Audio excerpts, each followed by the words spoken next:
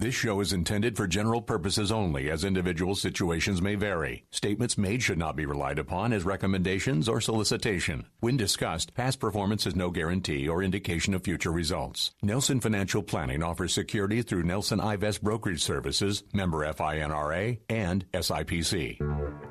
Good Sunday morning. This is Bud Hettinger. Next on News Radio 102.5 WFLA, the longest-running radio show in Central Florida, Dollars and Cents, with my good friend Joel Garris from Nelson Financial Planning. You can call him at the office this week at 407-629-6477 to schedule your free consultation to discuss your retirement plans.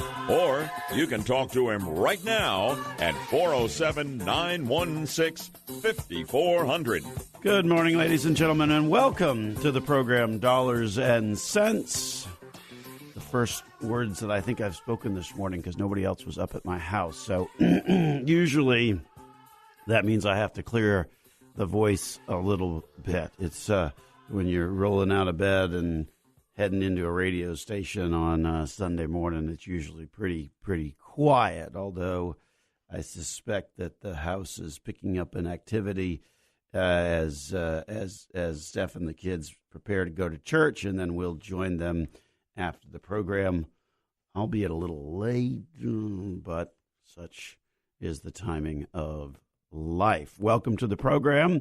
This is Dollars and Cents here on News Radio 102.5 WFLA. My name is Joel Garris, and during the week, we're with Nelson Financial Planning in Winter Park, Florida.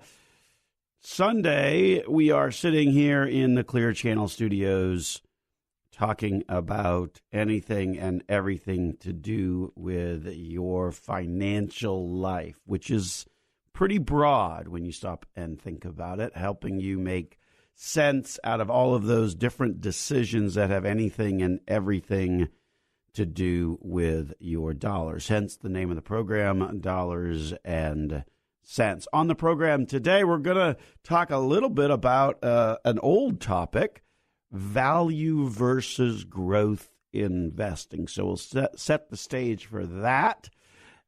Value investing, it looks for companies that generally have maybe a lower stock value, that maybe have a story behind them, that perhaps pay a dividend, versus growth, which are all of the companies that have been getting a lot of attraction lately. The FANGs, for example, we've talked about that in prior shows. The Facebooks, the Amazons, the Googles, the Netflix, those kinds of companies in the world would be more on the growth side. So we'll talk a little bit about the traditional concepts of value versus growth investing, and why you should check your portfolio out, because there's been an awful lot of style drift in many mutual funds over the past few years, and understandably so, as the performance of companies like those FANGs continues to go up. Perhaps, though, the portfolio might be looking a bit heavier on the growth side rather than the value side. And we've got some interesting numbers for you to consider in terms of the performance of sort of both of those sides of the house, if you will. And then, we'll talk right now about the past week in the market. Last week we were talking about it being earnings season, and the reality is that earnings season is certainly very well underway. And what's interesting about earnings season right now is that corporate earnings continue to go up. We talked a little bit about this last week, where it looks like analysts underestimated the effect, or the positive effect, that these tax cuts would have on corporations. It's estimated now that it is a bump of about 7 percentage points on the earnings on your typical corporations. So that's a pretty significant uptick. If you look at earnings themselves, S&P 500 is now expected to generate earnings growth of 25% from a year ago. At the beginning of the year, all of 3.5 months ago, most analysts were expecting a 12% growth rate. So another week ahead of a lot of companies announcing their earnings. The market right now is kind of yawning at this really incredibly good news from a corporate perspective. Our contention is that a lot of the performance in 2017 anticipated some of this, which is why you're not seeing the market move up too dramatically. Basically flat since the beginning of the year. But still, it's hard to ignore earnings growth of 25% over a year ago. Just kind of interesting. The sideshow, or the other part of the story that was happening this week, is you finally found 10-year Treasury yields getting above that interest of 3%. Clearly, interest rates are moving upward, and the concern when you have interest rates moving upward is we've just had this incredibly low rate environment, and there is some concern that as interest rates move up, you'll see other things come into play like inflation. I think a lot of those concerns sort of forgets the historical perspective on that, whereby traditionally inflation does run at 3%, and Treasury yields are normally, or long-term Treasury yields are normally at 3%. It always ceases to amaze me when something happens that hasn't happened for a long time, but historically is quite the norm, that somehow it's a bigger story than it needs to be. That certainly seems to be the case with this conversation about Treasury yields and where they are now. So let's talk about this value versus growth proposition. And over the years, there are different periods of time when value investing, which is traditionally the approach of a Warren Buffett. Okay, he looks for companies that are leaders in their industry, but for whatever reason they're getting ignored. Maybe they've got a story that is weighing on them, but their earnings continue to be strong. They're paying a dividend, and so when you look at their role, they certainly have a wide swath in our economic system. Right now, growth companies are really getting all of the, for lack of a better word, the sex appeal, okay? Because it's Google, it's Amazon, it's Netflix, it's Facebook, it's those companies that have really sprung out of almost nowhere to now really be the top of our minds. And when you look at the indexes that sort of track this, what you'll find is that there are two indexes. There's the Russell 1000 value versus the Russell 1000 growth. And what they attempt to do there is sort of separate these companies into these camps. First of all, it's very, very hard to do because the blend category, which is kind of the combination of value and growth, I think is probably a better description for many of these companies. But the exercise is done to try and separate out those companies that represent more of a value investing, meaning that their stocks are cheap and holding them for a while ultimately will produce a good result for your investment performance. The growth companies are very different. The growth companies are really getting a lot of the attention. They're driving a lot of the indexes as well. We mentioned in a prior program where Microsoft and Netflix and Amazon and Facebook, those small handful of companies drive 10% of the S&P 500 because the S&P 500 is, in fact, a market-weighted average. So those companies that have done well are ultimately driving more the performance of the S&P 500. So when you look at value investing, it's really kind of sort of fallen out of favor, if you will, and that's easy to fall out of favor when on a performance basis, it has certainly struggled of late to keep up. When you look at the Russell 1000 growth index versus the Russell 1000 value index over the course of the past 10 or 12 years, the growth index has handily outperformed the value index almost by a factor of 2 to 1. Okay, so that's over the course of the past 20 years.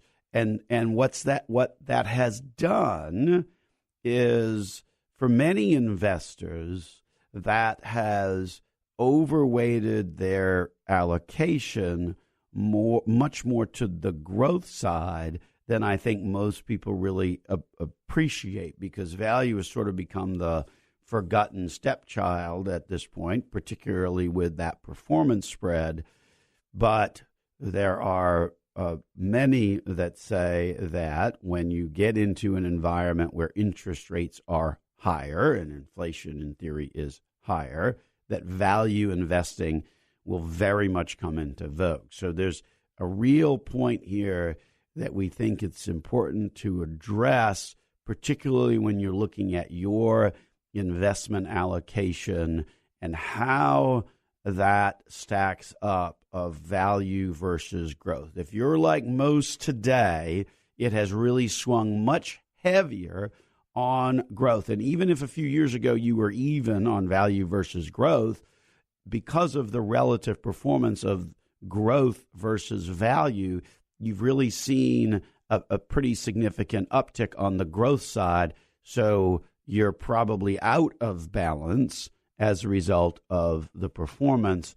And so the story or the message is, from an investment perspective, you probably want to look at that part and really think about reallocating some of that, particularly in light of where interest rates and inflation are expected to go and are, in fact, starting to go, particularly this past week when you saw Treasury yields click above, or long-term Treasury yields click above that 3% mark. We'll have more to say on this value versus growth conversation, why it's important, and how it affects your underlying portfolio.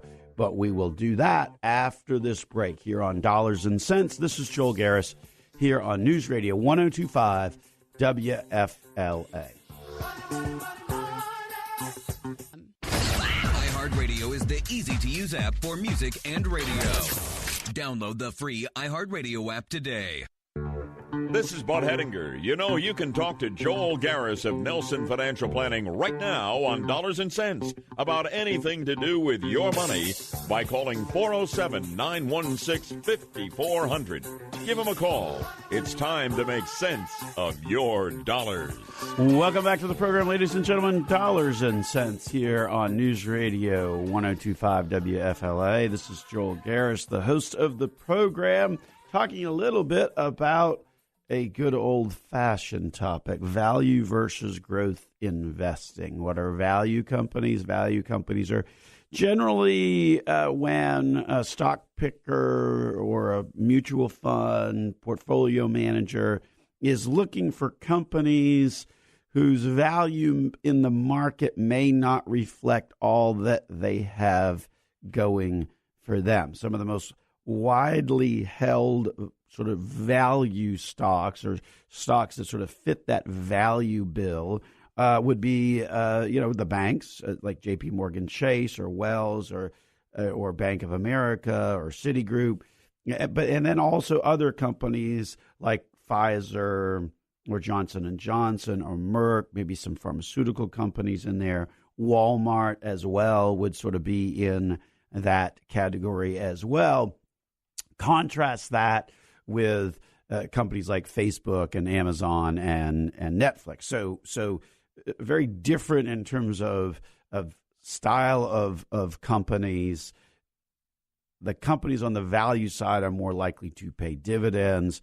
The companies on the growth side are more likely to just take their earnings and plow it right back into the business. So there is a difference on those perspectives and the types of companies that you would own with a value-oriented portfolio versus a growth-oriented portfolio. The answer is, when you look at the performance numbers over time, growth clearly has been winning the contest over the course of the past 10 years, handily outpacing these value companies by almost a 2-to-1 in terms of its performance. But if you pull back and look at it over a 20-year period of time, a little bit longer time frame that might be more reflective of sort of all the ups and downs of the market, you will find that value still trumps growth by about a factor of 33%. So be careful as you're looking at your portfolio today that you haven't gotten more overweight or over allocated to the growth side of things, where you're owning a much higher percentage level of those companies that have been more on that growth side of things, because we think that it's important to sort of maintain that balance, particularly anytime when something gets overweight as a result of that, because that generally means that as things rotate back to their longer-term averages, that there is an opportunity, and that opportunity, particularly for value companies, traditionally presents itself in a higher interest rate environment. So we think it's important, if you're an investor, to kind of look at that split of growth versus value and make sure that you are still well balanced in that mix. Because if you look at the numbers, you're probably not. And so one of the things that you want to make sure is to not be too far out of balance with that growth versus value perspective. Because certainly over time, they're both very valid investment objectives, very valid investment approaches, but of late, the growth really has become much more in favor. And when that happens, oftentimes allocations and allocations within a portfolio will ultimately shift as well. So important to always kind of look at that. We see that happen, not just value versus growth. You see that happen international versus U.S. You see that happen large companies versus small companies, depending upon kind of who's been performing well over the past few years. There's a tendency to sort of gravitate to that sector.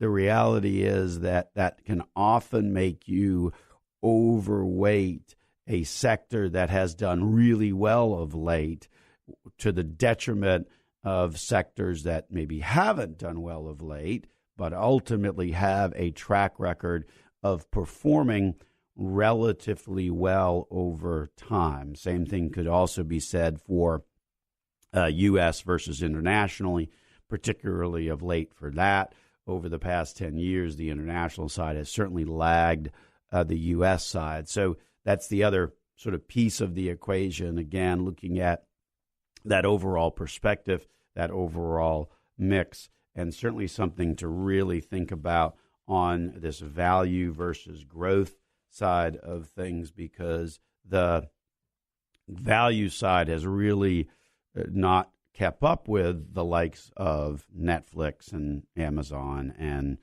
Facebook. But you certainly want to make sure that your investment portfolio really does have the best of both worlds, if you will, because over time they both do pretty decently.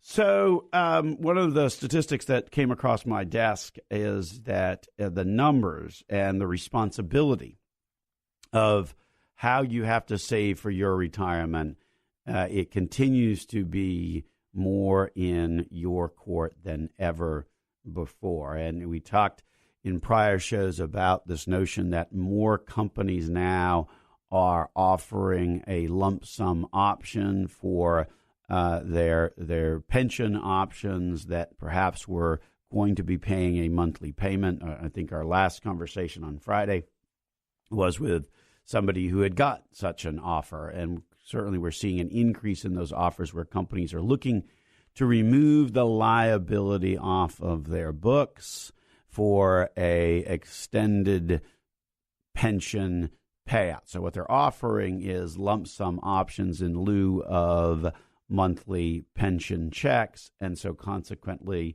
it's becoming more and more your responsibility to make sure that your investments are doing well and ultimately are getting the money in your hands so that you've got to be more responsible for how that money performs. In the past, where you were getting a traditional pension, it really wasn't your problem to make sure that that was doing well. It was really more the payor of that, or that company's responsibility to be able to generate out that check on a monthly basis. Well, guess what?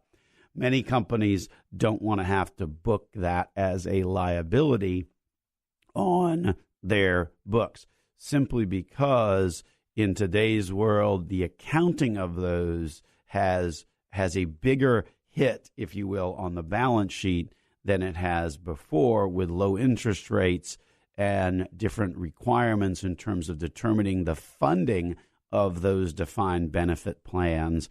The liability that you have to accrue is a much greater one than what you might have had to in the past. So a lot of companies are really trying to kind of get out of that and are offering these lump sum payout options that if you get one, you don't take the cash out option because it's fully taxable.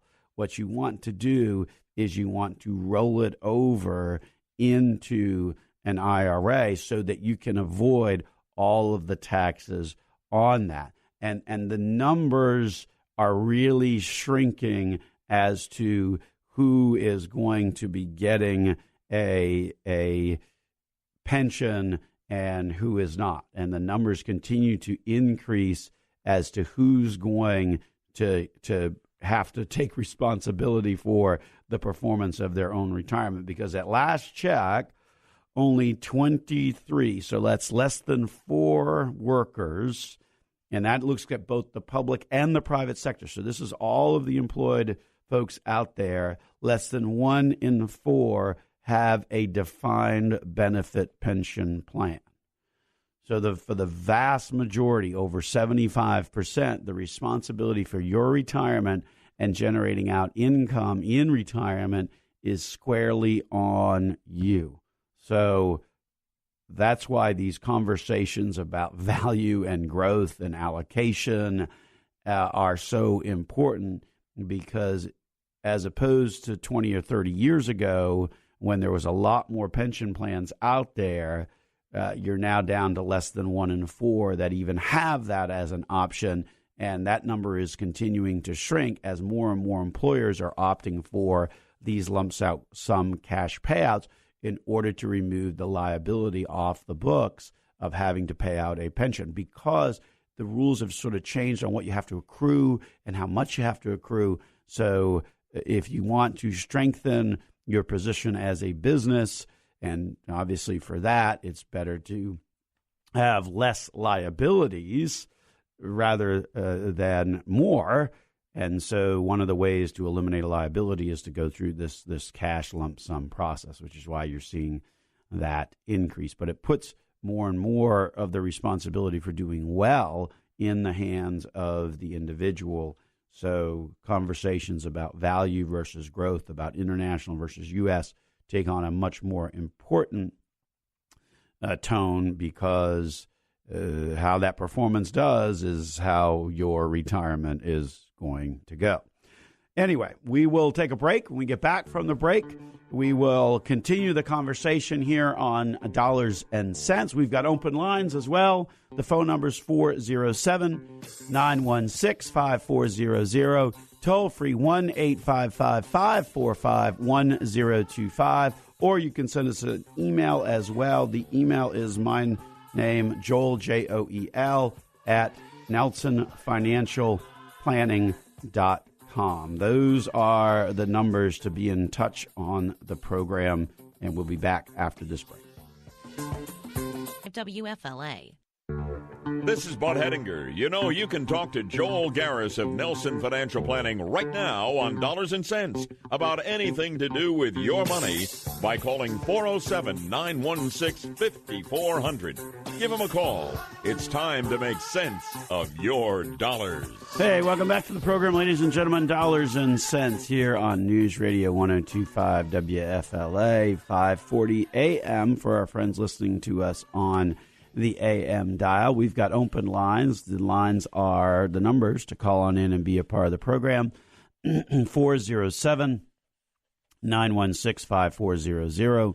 Toll free 1-855-545-1025. Those are the numbers to call on in and be a part of the program. Or if you're feeling shy and just want to send us an email, the email is Joel, my first name, Joel, at NelsonFinancialPlanning.com. So that's how you can get in touch with us here on the program and ask us whatever you want to. It's all fair game here on the program on a Sunday morning. So obviously tax season has come and gone, and the reality is that you really need to not ignore your tax return, particularly as you're going through the year 2018, because this year, 2018, perhaps marks the turning point of one of the most significant changes that we've seen in our tax code in decades. There's certainly the folks in Washington like to describe things in grand platitudes.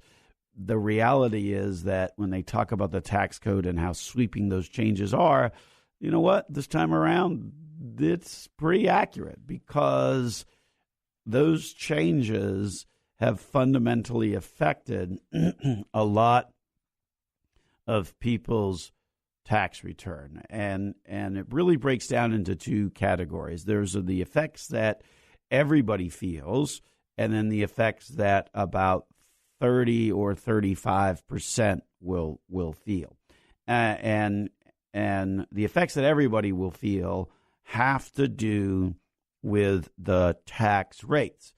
But be careful, because it has to do with the income tax rates. The dividends and capital gains rates are the same. They've always been low, 15% at the highest level. Well, actually, there's a 20% for very high income level, but for generally it's 15%.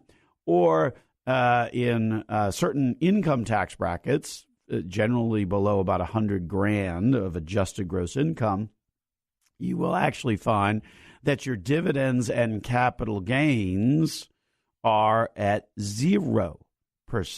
Well, if something's at 0%, it can't go lower than that, right? So if you've got a lot of dividends and capital gains on your tax return, then you may not see a whole lot of a shift for these taxes. The reality is that the change there, well, there wasn't a change there because you can't get lower than zero.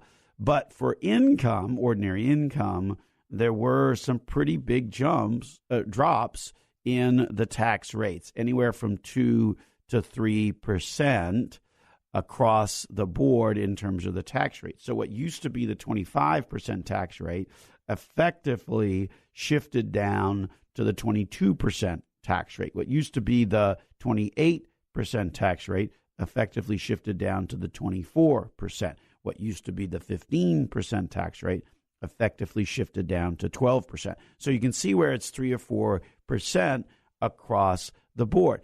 In those categories, one of the things that you want to make sure is that if you are paying quarterly estimated payments, that you adjust those amounts of those quarterly payments, because that's not necessarily reflected in the tax return that just got ran, because those quarterly payments often are a function of what your tax picture looked like in 2017. Well, in 2017, very different picture than 2018. The other comment would be is if you're retired and doing tax withholding on things like your Social Security or your retirement income, then you may not need to withhold at as high of a rate as you have been previously. Let's say you're withholding at 15%.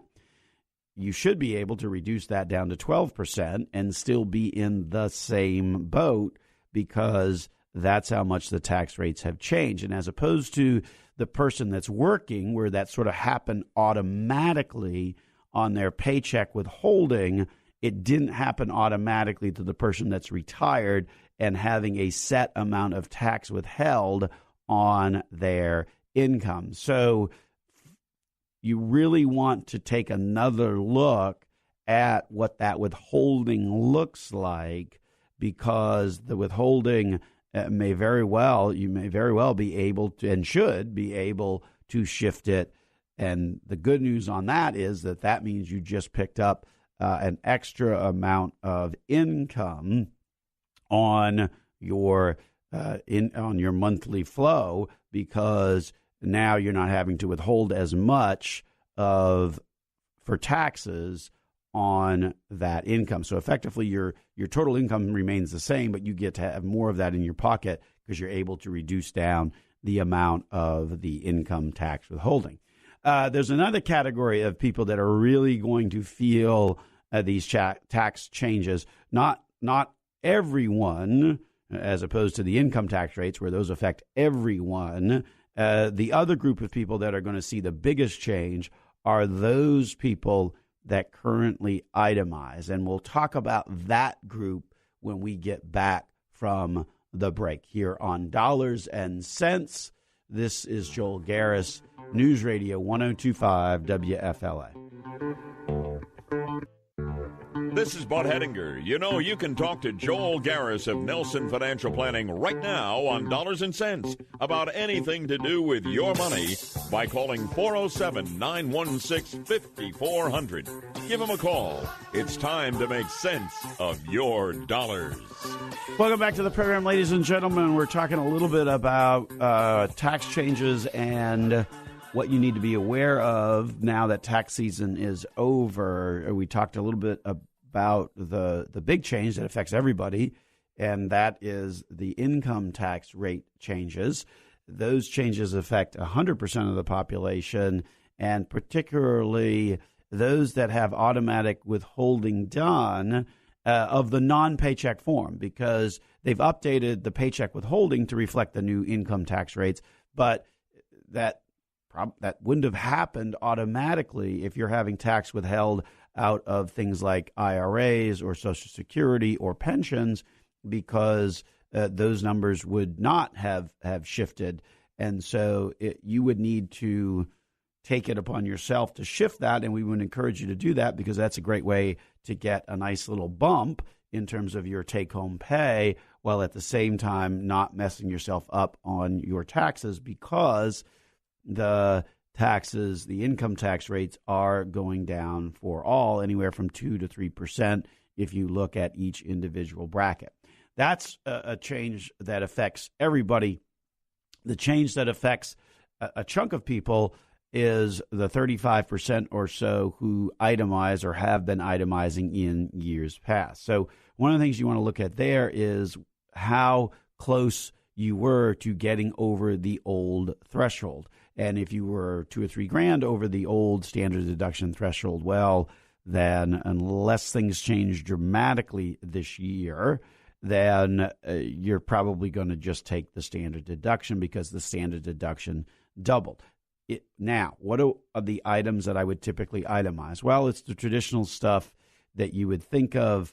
It would be mortgage interest, it would be charitable contributions, it would be real estate taxes, sales tax, or medical expenses. The medical expenses is always a tricky one because there is a big threshold that you have to get across, typically 7.5% of your total income, in order to be able to write off any of those medical expenses in the first place. So typically you don't get much of an option there, but if the sum total of all of those different types of deductions are greater than the standard deduction, then obviously you want to itemize. For many people, they sort of just get above the old standard deduction threshold. Now that that has increased quite a bit, then it's going to be harder and harder to get above that, and so that's going to drive more people to using a standard deduction. This is the simplification part of these tax changes, and it's estimated that of the 30 or 35% that currently itemize, you're going to see that number drop down to 5 to 10%. So that's a pretty significant, that's like 70% now no longer itemizing. What that does is that saves you the organizational time necessary to bring all of those numbers together. So from that perspective, you're able to spend less time getting your taxes organized because ultimately you will be using a higher standard deduction. So those are that group of people that previously itemized. That group is the group that really will see a bit more of a change. The other thing you have to realize is that a lot of itemized deductions have been eliminated. And for example, unreimbursed employee expenses has been eliminated as a write-off. So if you travel for work or if you're out and about and doing sales calls or those types of things, or traveling for your job, you may very well find that a lot of your deductions or write-offs that you were doing disappear because that one's no longer an option. If you were writing a lot off for real estate taxes, then that one also is limited to $10,000. So that's going to change as well. So the important thing to realize if you do itemize is that if you're just a little over the standard deduction right now, well, then, you're going to be well under the new standard deduction. So it doesn't really make sense to try and pull all of that together.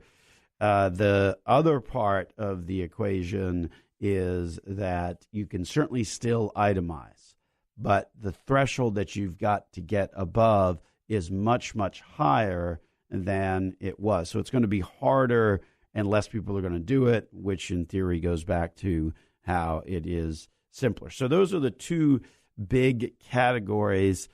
First of all, everybody is certainly affected by the reduction in income tax rates, but then about a third of the people out there are affected by these changes on the itemized deductions, on the itemized deduction rates. So something to be aware of. Don't just take the tax return that just was completed and throw it in a file cabinet and then forget about it and then continue to do the same thing over the course of the year. Really take an opportunity to look at what your tax withholding is to make sure that that reflects these new tax rates.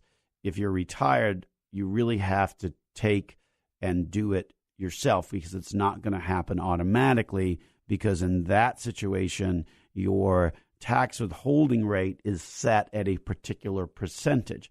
In contrast that to people that are working, it's set based upon the tax withholding tables, which have adjusted to these new tax rates. But if you've got a set percentage that's coming off of your retirement account distribution, then that's not going to change unless you go in and change it. So we encourage people to look at those tax withholding numbers and make those adjustments, because effectively it works out to a bump in your income, and that's always a good thing, right? So certainly some things to think about as it relates to the income taxes and how that affects folks.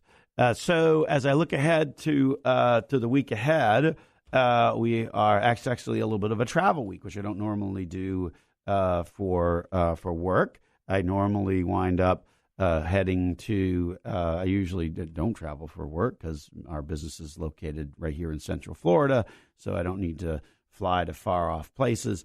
But every couple of times a year, we will go and we will visit with some of the portfolio managers that we do business with, sort of a kick-the-tires, due diligence type of trip, and we get to ask them some questions about their thoughts and current thinking.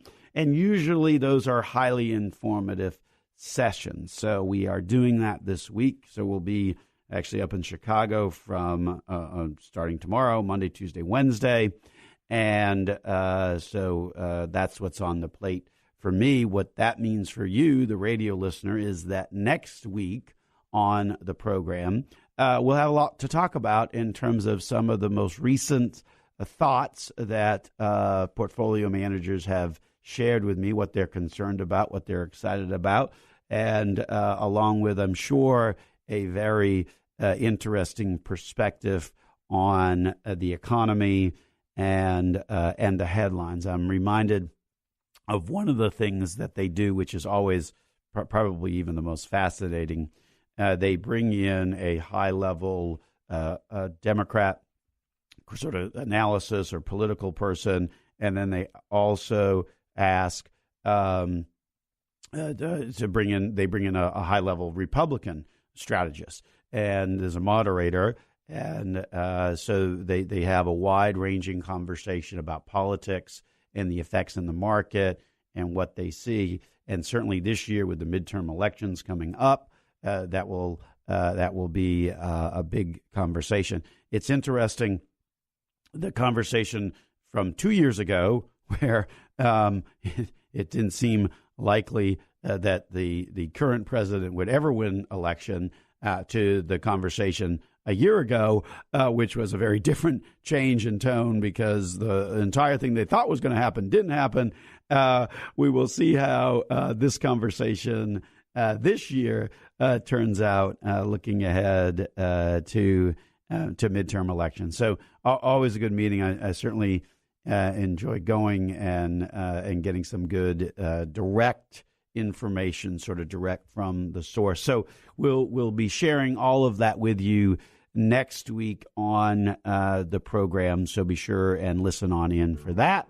And at any point in time, if you want to hear any of our radio shows that we've done, they're, of course, up there floating around on the internet, either through our website, through our channel on SoundCloud that you can subscribe to just by simply searching Nelson Financial Planning, or we post them through our Facebook and LinkedIn and Twitter and all those other places. So anyway, thanks for listening to the program. The music means we got to wrap her up and get on out of here.